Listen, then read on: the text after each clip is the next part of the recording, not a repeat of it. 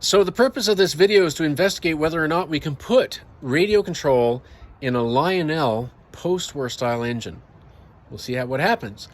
And failing that, we'll try to put it in a modern O-gauge engine. I've already cheated and taken the screws out of the bottom. This is what you see inside. Now it looks a bit messy with all this foil stuff, but all the foil stuff is that sticky on one side ducting tape, and I put it there to reflect the light of the internal LED lights around better. This is the battery pack I use. I use 8 rechargeable AA batteries, which is sufficient for this engine. This is your post-war style motor, post-war style electronic E-unit. Now, interestingly enough, with the potentiometer here, I apply power from the battery to the E-unit and it cycles. Now, this is direct current, so you don't hear the buzz, but it goes click, click, click, click, click, click, like the regular Lionel E-unit with the battery harness wired directly to it instead of the track power. This is an electronic speed control unit, or an ESC, right? Okay. Electronic speed control unit that plugs into the back of the receiver here. I just went to the local hobby store here where Michael works, BC. Well, this is old BC Shaver and Hobbies. It's now renamed to BC Hobbies. It is. I don't think we've updated the price tags yet. Oh, this is the price in Canadian dollars. You can get them cheaper, admittedly, bulk in places like Amazon and whatnot. I do really like to support local hobby though, because this thing is wired for AC track.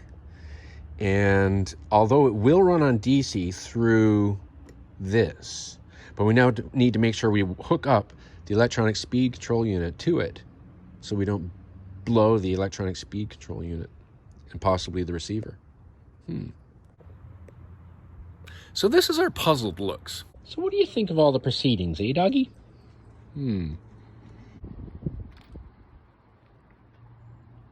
So what we discovered is that the new technology doesn't like the old E-unit. It will not work with it. We've tried everything. We've been at it for a while.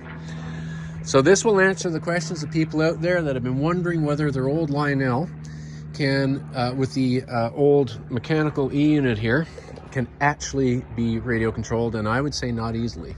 Certainly not with the standard ESC. No. So plan B. This is my K-Line engine from, I've had it quite a while. I've repainted it, relettered it and all that. But this one came with a motherboard, of course. This has DC CAN motors in it. And the motherboard, all that did was take the AC power from the track and give it to the DC CAN motor. So this technology should work. We're going to try it. Here's the potentiometer I put in for battery power, my battery power, as seen in previous videos. So Michael did the work. Now this is the moment of truth. We're going to see what happens. So take it away, Michael. This is my K-Line. Oh my God. My K-Line locomotive that I originally put my own battery conversion in.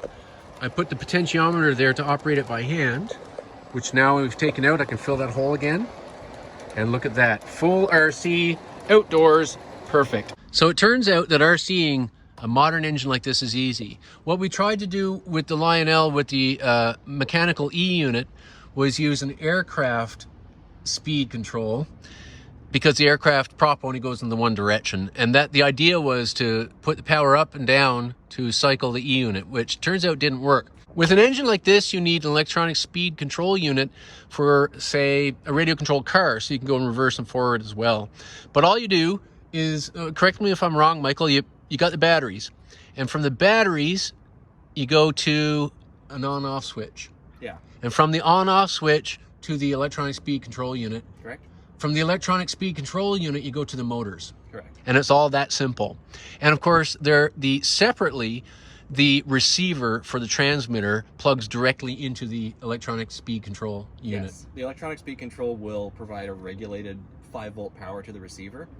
And you can actually also run lights and stuff off of that if you want to. Okay, which we haven't done. We just, today, we're running out of time, but the headlights will be back on and run off of that at a future date. Okay, we're gonna bring the locomotive around and stop it at the station.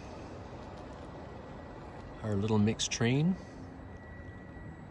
Look at that. Ooh, dog just bumped me. Oh boy.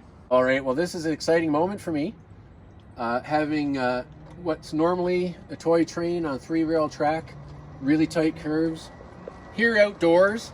I can now run this on any indoor O-gauge railway. I can run it anywhere outdoors that has the 32mm gauge track. So this opens whole new vistas for me for O-gauge toy trains. So the locomotive is K-Line. These are K-Line box cars. These are K-Line passenger cars that I modified. And all of this train I repainted and relettered myself.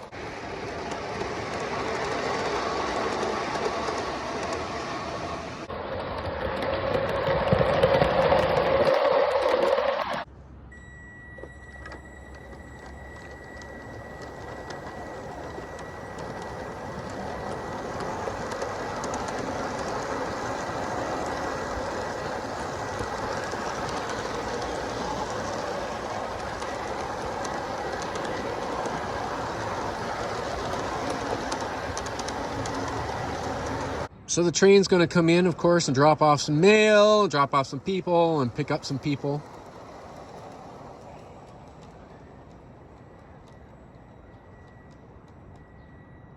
There we go.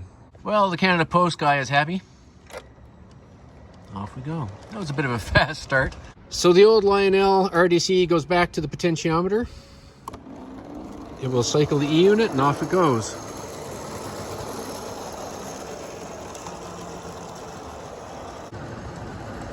Of course, with one on battery and the other on RC, we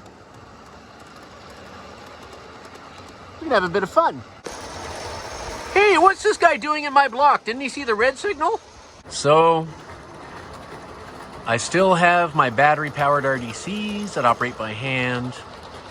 And now I know with the newer toy trains that I'll be able to convert a number of my other modern locomotives to full RC.